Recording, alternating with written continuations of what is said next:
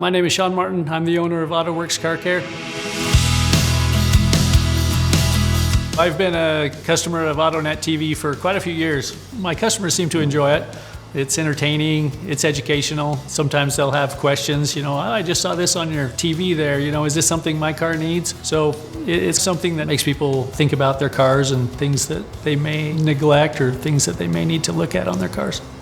I think having AutoNetTV, having a live screen as opposed to like a plastic menu board has helped a lot. We can update things to be more current. If we're running a special, we can change it right away. It's just nice to have that to be more of an educational tool for our customers. I've had customers that on the menu board, they'll see a particular service and they don't know what that service is, and don't know if their car needs that service. So it can open up dialogue that way.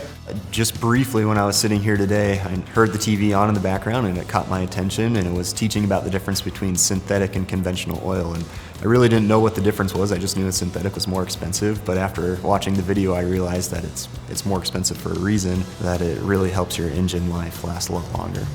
I think it helps reinforce our brand rather than just being a national name or something like that. We're able to personalize our ads and kind of tailor it to our clientele. Customers feel more informed. I think that increases the trust level as they come into our shop.